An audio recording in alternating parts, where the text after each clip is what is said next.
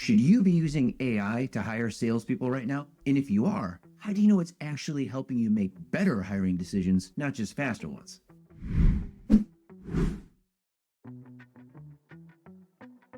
I'm Dr. Chris Croner, author of Never Hire a Bad Salesperson Again and principal of SalesDrive, where we help companies hire salespeople with the drive to grow revenue. In this video, I'm going to walk through where AI helps, where it doesn't, and what it actually evaluates in a candidate so you can understand how to use it in a way that supports growth, not just activity. Now, AI is very good at speed. It can sort and prioritize candidates quickly. That matters. Slow hiring slows growth, but speed cuts both ways. If you're hiring solid, AI can help you scale. If it's not, it helps you miss faster. And in sales, you feel that quickly. Long ramp, missed quotas, turnover. So the issue isn't speed, it's whether your hiring system is actually producing the right people. Where AI helps most is at the top of the funnel. High volume, lots of applicants. It narrows the field fast. That increases capacity without adding more internal work. You can evaluate more people, move faster, and remove bottlenecks. That's where AI adds value, not as the final decision, but as a filter. To understand the limits, look at what AI is actually evaluating and where the data comes from. It's based on what candidates show you: resumes, written answers, video responses, interaction patterns. From that, it evaluates how they present themselves: clarity, tone, structure, consistency. So what it's really analyzing is presentation. AI can only evaluate what a candidate shows you, not what they'll do when no one's watching. And that's the gap. Because in sales, performance isn't about how someone shows up once. It's about what they do over time, especially when things get hard.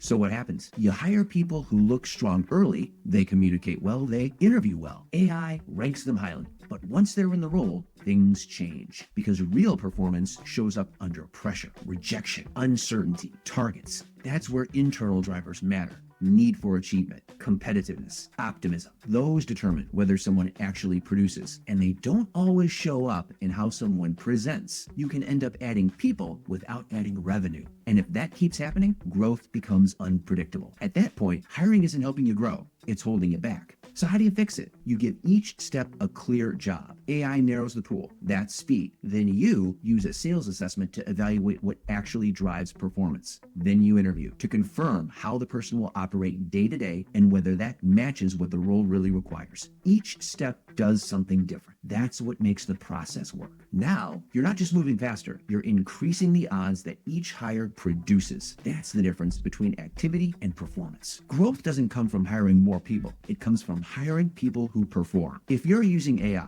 or thinking about it, I'd like you to map your hiring process step by step. Ask, what is each step actually evaluating? And is that tied to performance or just to how someone presents? Because most hiring problems aren't about tools. They come from relying on what's easiest to see. And if you can't answer that clearly, the process needs to change. AI can help you move faster, but growth comes from moving in the right direction. It's not about how many people you hire. It's about how many of them produce. Again, I'm Dr. Chris Croner, and remember, it all starts with drive.